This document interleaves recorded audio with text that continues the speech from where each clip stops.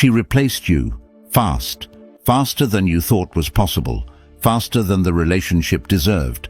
And somewhere between seeing his name in her stories and realizing she was already posting pictures, something in you broke in a way that felt less like heartbreak and more like an answer to a question you had been afraid to ask. Like the universe just handed you a verdict. Like the speed of her moving on was a direct measurement of how little you mattered. Like everything you thought was real was already being dismantled before you even had the chance to grieve it. And the worst part is not the replacement itself. You could have handled that eventually. The worst part is the speed. The speed that whispers the thing you are most afraid to hear, that what felt significant to you was already forgotten before you walked out the door. If that thought has been living in your chest since you found out, this video is for you. We show up every week for the man doing the hard work. Let's get into it. The first thing the Stoics would ask you to do with this information is separate the fact from the story. Because right now, the story your pain is writing around the fact is doing far more damage than the fact itself ever could. The fact is simple and entirely neutral. She is seeing someone new. That is the complete and total fact. Everything else, what it means about how much you mattered, what it reveals about the depth of what you shared, what it says about your worth, your replaceability, your fundamental value as a human being, that is not fact. That is pain, speaking in the voice of logic. And it is extraordinarily convincing because pain knows exactly which fears to activate, exactly which wounds to press, exactly which questions to ask in the specific tone that makes the answers feel inevitable and true. The Stoic practice begins with the refusal to accept pain's narration as truth. Marcus Aurelius returned to this discipline constantly, what he called stripping the legend from the thing and looking at what actually remains. A person made a new choice. That is the thing. Everything else, the meaning, the implication, the verdict on your worth, is the legend. And the legend, however convincing it feels at 2 in the morning when the silence is loud and the phone screen is bright with information you did not want, has no authority over what you actually are. Her moving on quickly does not tell you that you were not enough. It tells you that she is someone who moves on quickly. Those are not the same statement. One is about your value. The other is about her pattern. And the entire suffering of this moment is being generated by the confusion of those two things. Separate them. Cleanly, deliberately, repeatedly, whenever the pain tries to merge them back together. That separation is where your recovery begins. Comment below, "Her choices, not my worth," if you're done letting someone else's behavior write the story of your value. Here is the truth about fast replacements that nobody says out loud, because it does not fit the narrative of either the hopeful recovery or the satisfying bitterness, and it is uncomfortable in a way that requires genuine honesty to sit with. The speed with which someone moves on after a relationship ends is almost never a measure of how little the previous connection meant to them. It is almost always, with a consistency that psychology has documented repeatedly and that the Stoics understood intuitively, a measure of how uncomfortable that person is with being alone, of how poorly equipped they are to sit in the silence that endings create and feel what that silence contains without immediately reaching for something to fill it, of how dependent their sense of okayness is on having someone, anyone, occupying the role of romantic interest in their life. The replacement is not evidence that you were disposable. It is evidence that they are someone who cannot be alone. Think about what this actually means when you look at it clearly rather than through the distorting lens of pain. The person who moves on in weeks has not processed the previous connection. They have skipped the processing entirely and moved directly to the next available source of the feeling they cannot be without. The new relationship is not built on the ruins of a genuine evaluation of what was worth keeping and what was not. It is built on the urgent need to not feel the specific discomfort of being unattached. Epictetus taught about the nature of people who navigate their inner lives through constant external filling, who move from person to person, from connection to connection, from source of validation to source of validation, not because they are cruel or calculating, but because the silence of being genuinely alone with themselves is simply unbearable to them. That is not strength. That is a very specific and very visible form of fragility. What looks like indifference to what you shared was actually the sound of someone running from what the ending required them to feel. Comment below her speed, her issue, if understanding this finally lifted something off your chest. The question that matters, the only question that is actually yours to work with, is this. What do you do with yourself right now? Not with the information about her. Not with the knowledge of who he is, or how quickly it happened, or what it means about the relationship you thought you had. With yourself. With the hours of your actual life that are happening right now, regardless of what she is doing in hers. Because the specific danger of this kind of pain is that it pulls your attention completely and almost gravitationally outward, to her, to the new person, to the comparison, to the monitoring, to the slow and methodical self-harm of checking her profile one more time to see if the information has changed, as though looking again might produce a different result, as though more information might somehow make it hurt less. It never does.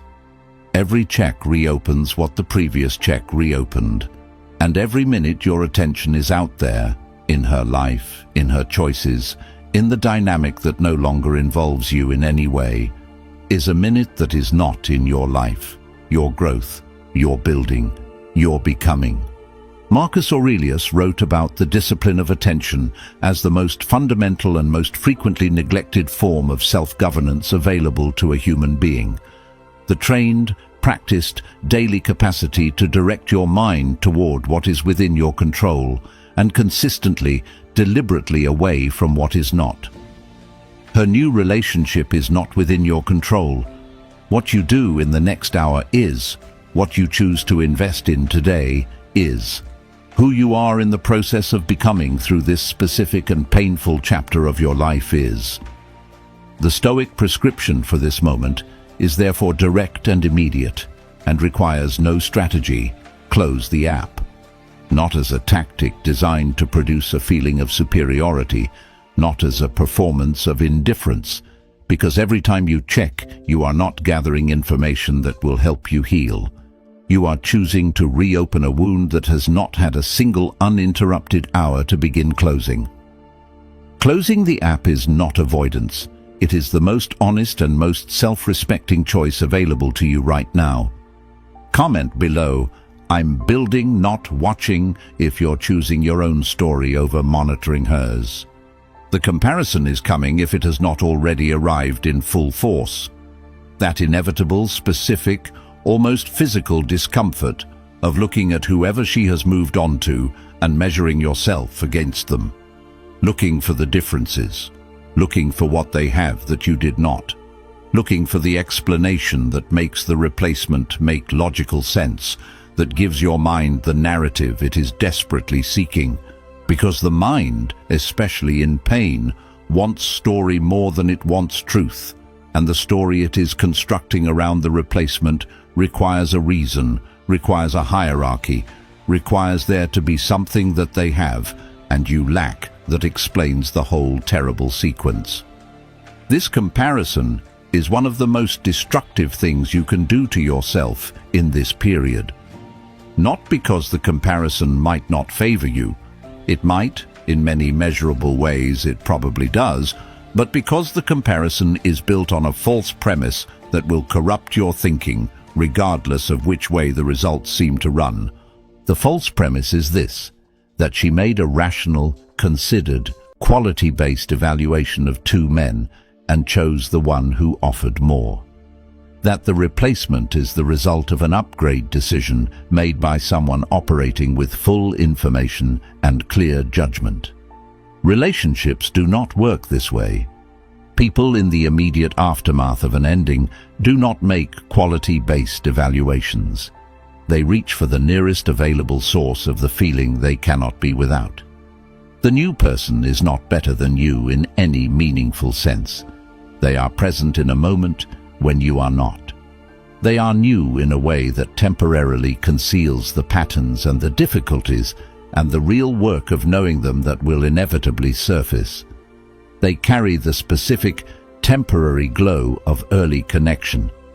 The glow that all new connections carry before reality begins to emerge through it. You are not being compared to who that person actually is. You are being compared to the projection of who they might be, held against the full, honest, sometimes difficult reality of who you actually were. That is not a fair comparison. It is not a competition you lost. It is a comparison that was never structurally valid. And investing your self-worth in its results is investing in a calculation that was broken before it started. Comment below, "I don't compete," if measuring yourself against her next choice is a game you're done playing. Here is where Stoic philosophy makes its most counterintuitive and most demanding requirement of you in this moment. The requirement that you genuinely, not as performance, not as spiritual posturing, but actually, and from the inside, wish her well. Not for her sake, for yours. Because the alternative, the bitterness, the resentment, the quiet and persistent monitoring of her new relationship for early signs of failure, the low-grade sustained hope that it falls apart quickly enough to mean something, the satisfaction you imagine you would feel if it did, is one of the most expensive emotional postures a human being can maintain. It is expensive because it does not punish her. It does not touch her. It does not alter her experience in any measurable way. What it does is keep you connected to her, tethered to her story, organized around her happiness as an enemy, spending your best and most creative energy on the management of a feeling about someone who has already moved on. Seneca wrote about resentment with the specific precision of someone who had felt it deeply and examined it honestly. He wrote that the man who holds on to anger toward someone who has left is not guarding anything worth guarding. He is simply refusing to be free. He is choosing the familiar pain of being wronged over the unfamiliar territory of being genuinely released. The Stoic alternative is not to pretend the pain is not real. It is not to perform a generosity you do not feel. It is to do the honest work of arriving at genuine release, to sit with what happened, to feel it completely, to allow it to be what it actually was rather than what you needed it to be, and then to genuinely let the story close. The man who can say with honest feeling, "I hope she finds what she is looking for, and I am going to go build what I am looking for," that man has done something that takes real courage and produces real freedom. The tether is gone. The story is no longer an active drama consuming his inner life. He is free. Not free from the memory or the feeling. Free to move forward as himself rather than as someone still defined by how this ended. Comment below, "Released, not replaced," if you're choosing your peace over the poison of keeping score. The Stoic concept that reframes every part of this situation, the replacement, the speed, the comparison, the pain, is the concept of preferred indifference. The Stoics divided all things in existence into three distinct categories: things that are genuinely good, and by this they meant exclusively the virtues, the qualities of character, honesty, courage, wisdom, integrity, justice, the daily practice of becoming the best version of yourself. Things that are genuinely bad, the vices, the corruptions of character, the choices that make you less than what you are capable of being, and things that are neither good nor bad in themselves, but merely preferred or dispreferred, things that are real, that are feelable, that are worth caring about and worth pursuing when possible, but that are not the foundation of a good life and not the measure of a person's worth. Relationships fall into this third category. Whether someone chooses you falls into this category. Whether someone replaces you, and how quickly and with whom, all of it falls into this category. This is not a counsel of coldness or philosophical indifference to human connection. The Stoics loved. Marcus Aurelius grieved the deaths of his children with real and evident anguish. Seneca wrote letters to his friends that are among the most tender and intimate documents in the ancient world. Epictetus spoke about the bonds between human beings with genuine reverence and warmth. What the preferred indifference framework does is not eliminate feeling, it relocates worth. It says, I can feel the pain of this replacement deeply and honestly, and I can wish it had gone differently, and I can grieve what I thought was real, and none of that changes the location of my worth. My worth is not in whether she chose me. My worth is not in the speed of her moving on. My worth is in my character, in the daily, imperfect, genuine practice of being the kind of man I have decided to be, in the quality of my choices when the choices are hard, in whether I show up for my own life with honesty and effort, and the specific kind of courage that this moment is currently demanding of me. That is where the Stoics put their worth. And the man who has genuinely put his worth there, not as an affirmation, but as a lived daily practice, cannot be diminished by any replacement, not by its speed, not by its visibility, not by any story her choices are trying to tell about him. Comment below, untouchable, if you've stopped letting other people's choices determine how you feel about yourself. Here is what you actually do in the days and weeks ahead. Because the Stoics were never philosophers of beautiful ideas without practical application, and this moment needs concrete direction as much as it needs philosophy. The first thing is the most immediate. Stop consuming her content. Completely. Starting now. Not as a tactic to make her wonder why you stopped watching her stories, because every time you look, you are making a deliberate choice to spend your finite, irreplaceable attention on something that cannot be changed, cannot be influenced, and produces nothing except the sustained reopening of a wound you need to close. There is no version of checking her profile that ends with you feeling better. There is no piece of information available there that will help you heal. The checking is not information gathering. It is a compulsion dressed as curiosity, and every time you honor it, you are training your nervous system that the discomfort of not knowing is more unbearable than the pain of knowing. It is not. But you will not discover that until you stop. The second thing is to move your body every single day without exception. Not to become more physically attractive than whoever she is with now. Not as a revenge body project organized around her eventual noticing. Because physical discipline is the most immediate and most reliable way available to you to remind your nervous system, at the level of lived embodied experience rather than intellectual intention, that you are a person with agency and capacity, that you can choose something hard and do it and feel the specific, grounding satisfaction of having done it, that your body and your life are yours, and they respond to your choices, and that response is real regardless of what she is doing.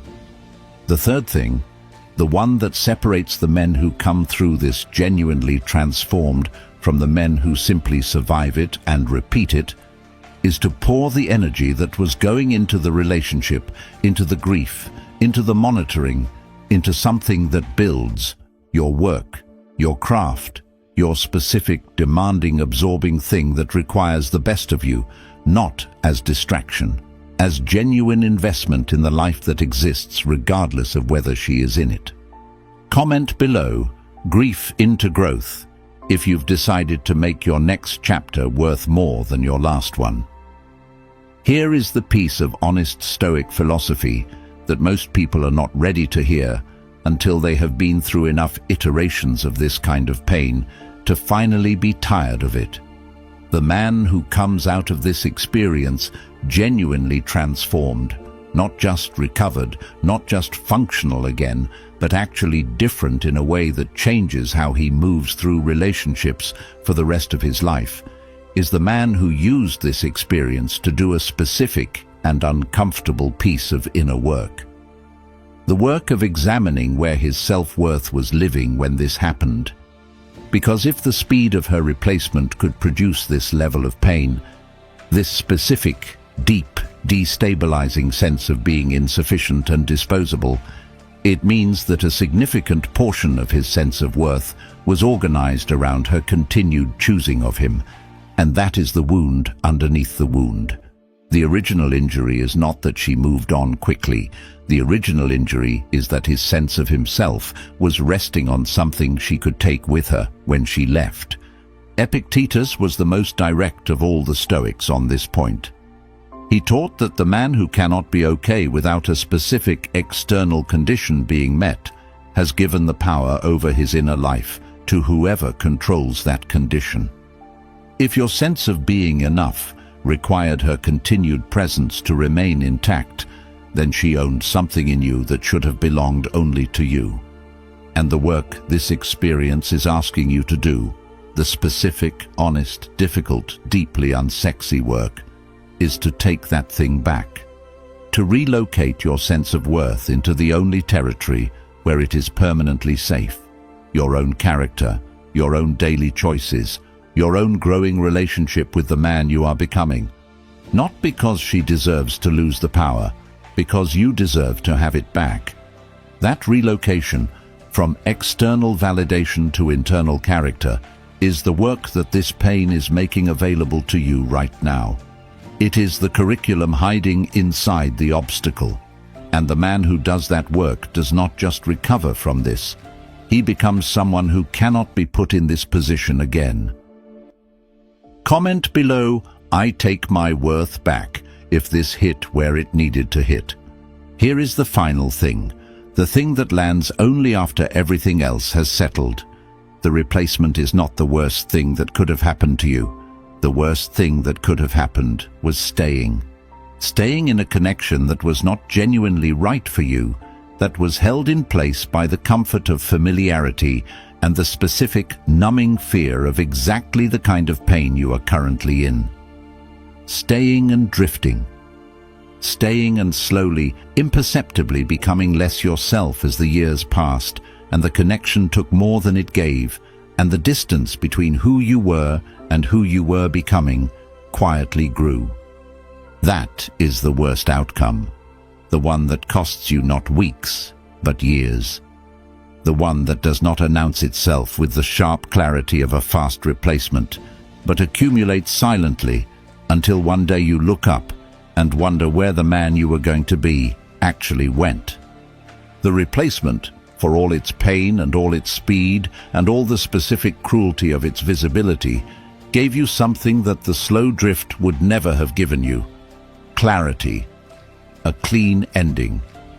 The specific, sharp, impossible to rationalize away knowledge that this was not the right place for you.